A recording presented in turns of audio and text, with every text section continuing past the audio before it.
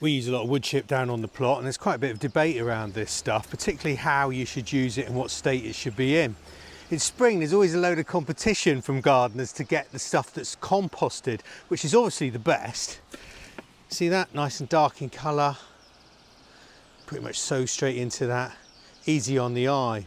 But sometimes you've got to take what you can get, and what I've got here is often considered by some gardeners to be a bit of a no-no for using as a mulch. It's conifer. Put through a shredder and a chipper, and then cut up. You can even see it's still got a few green leaves in it. Now some say it robs nutrients from the soil, and if you use conifer wood chippings, well, it's got a lot of terpenes in it and they can poison the ground. I mean, to be honest, it doesn't bother me, and I've never had a problem. So I use the conifer stuff because that's what I can get. Now what I do is I weed the ground, give it a bit of a hoe, and then just get the stuff onto the soil.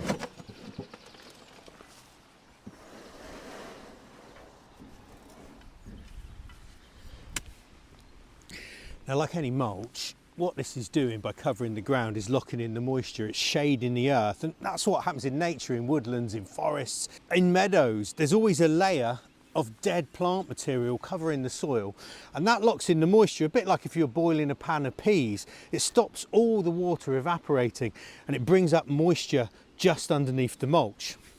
Now, it also excludes light from the soil, and most weeds that you get on a plot like this need light to germinate. As soon as they get it, up they come like cress. This stops that happening, and if you get a layer of 2 inches on there, it'll go quite a long way to suppressing perennial weeds, thistles, bindweed, couch grass that's in the soil. Once you've got your mulch down, particularly if it's fresh wood chip like this, is I get my hoe, make it nice and level, and then I take out a drill. That's a little scrape in the ground just to get almost down to soil level, right? Now that is so lumpy and bumpy, I wouldn't want to sow into that. So I add a bit of weed-free garden compost, green waste compost, that's what this is, or you could just use potting compost just to create a seed bed.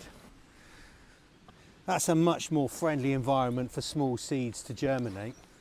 And then I get them to sprout in the usual horticultural way.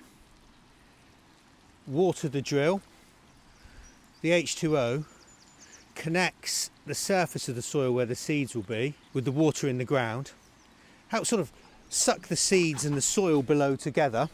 And then I've got my salad mix that I'm going to put in here.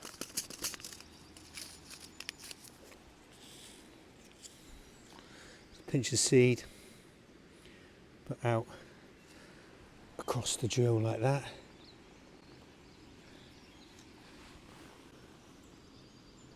Any extras back in my pocket, and then just to sprinkle more of that compost just to cover. And the label on each end to say what I've sown. Keep them watered, and then they get their roots down through the mulch and into the goodness below. And then when they're 1 or 2 inches high, what I do is just brush the wood chip in either side of the growing plants, and that locks out the weeds.